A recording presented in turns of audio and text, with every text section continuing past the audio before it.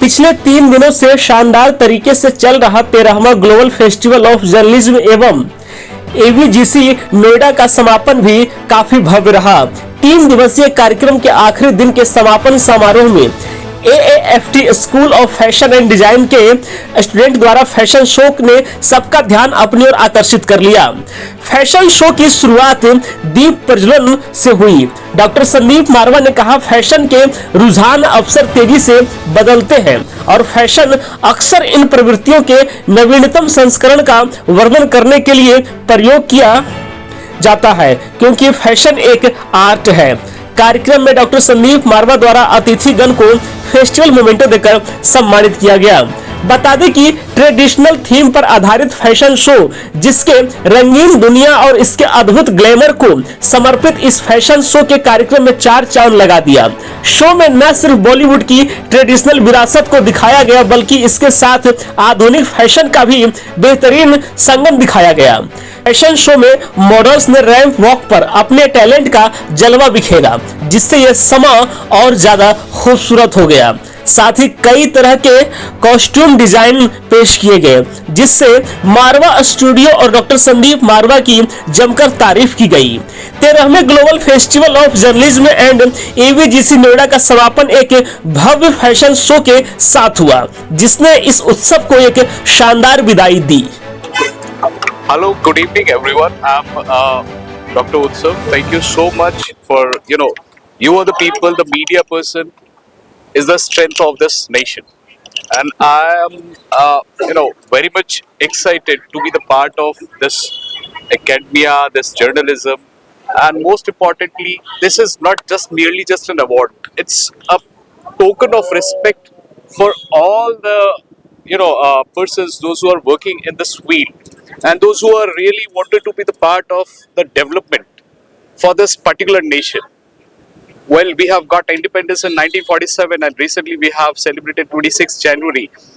And congratulations to you all. We won the election in Delhi. I mean, ये लोकतंत्र की जीत है। देखिए, इंटरनेशनल जर्नलिज्म अवार्ड या ग्लोबल लीडरशिप अवार्ड एक ऐसा अवार्ड है जो विश्वसनीयता यानी क्रेडिबिलिटी के लिए जाना जाता है।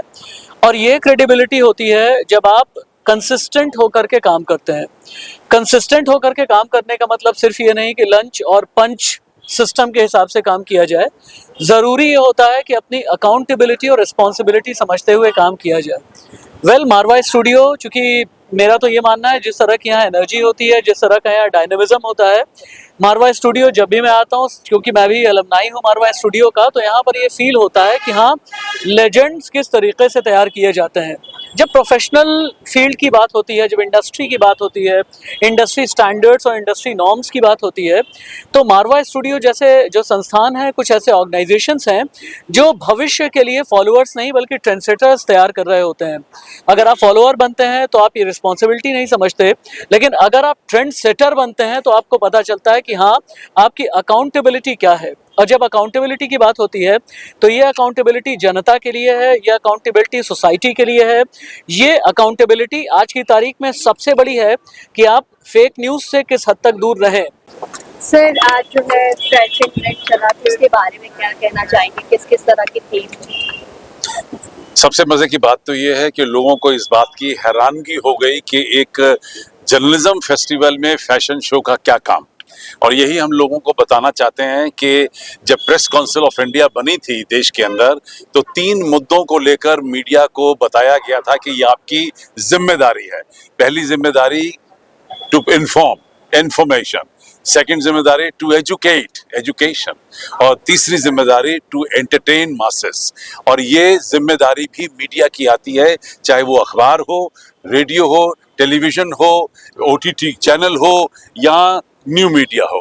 आपकी ये 3 जिम्मेदारियां हैं समाज के प्रति कि आप उन्हें मैक्सिमम इंफॉर्मेशन दीजिए, मैक्सिमम उन्हें एजुकेट करिए और मैक्सिमम एंटरटेनमेंट करिए। और ये तीनों का जो है संतुलन हमेशा बना रहना चाहिए।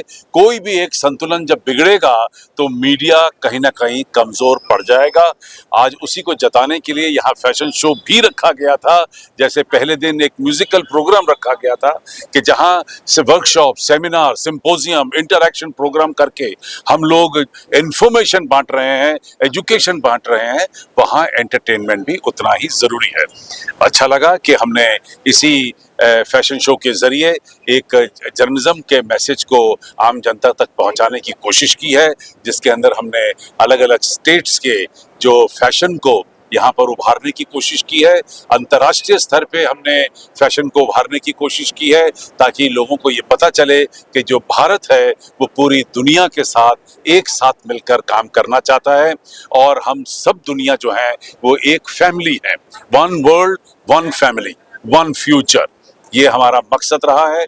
और इससे पहले हम ये बार बार कह चुके हैं, love, peace and unity through art and culture, कि अगर आप दुनिया के अंदर सुख और शांति देखना चाहते हैं तो आपको कला और संस्कृति को उभारना पड़ेगा, इसे ही आगे लाना पड़ेगा।